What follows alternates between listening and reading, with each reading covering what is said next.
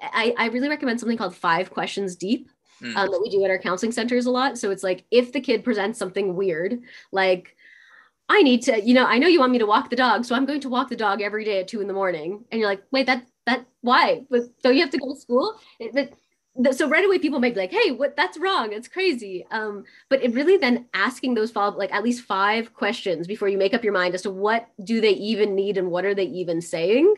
Oh my gosh, so helpful. So like, for example, you can go just like, oh, okay, what makes you feel like, let's say 2 a.m. is a good time? Like, what are some of the reasons? Who, what, where, when? Careful with why. Why seems accusatory. Why would you do that? But if you go more with what made you want to do that? Who else is doing that, where it seems like maybe it might be a good idea? When did you think of this? And then you might actually realize that they're actually, like, the sun actually hurts their skin, and they're trying to explain, like, when I walk the dog, during the day, I feel a lot of pain. Like, this is actually pretty common. A lot of autistics have like some sun allergy, but they have no words for it, or nobody's checking with them, and they just get like sunstroke really, really fast, or heat stroke, and feel awful, like my husband again.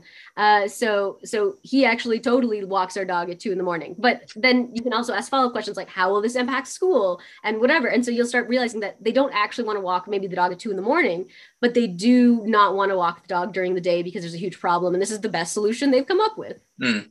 Yeah.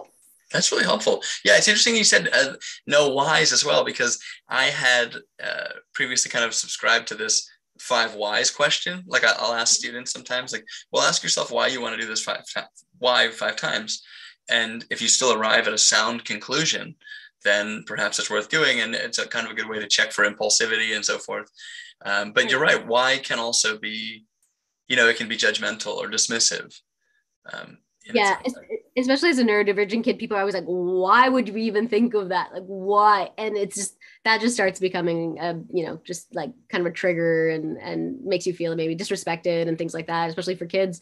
So coming at it from different angles, and not already deciding the conclusion as you're asking, not like, this is so dumb, let me ask these questions so I can then at the end tell them why this is so dumb. But instead being like, I don't think I fully understand what's happening. Let me ask these 5 questions to try to understand what they're actually saying. And in so doing, you'll likely build that relationship. You'll help them have more emotional understanding of themselves, more understanding of their needs, which is huge, because as an adult, so a lot of neurodivergent kids and gifted kids at a young age learn to actually even suppress their own needs because nobody is there to help meet them, and everyone is kind of mean to their needs and dismisses them.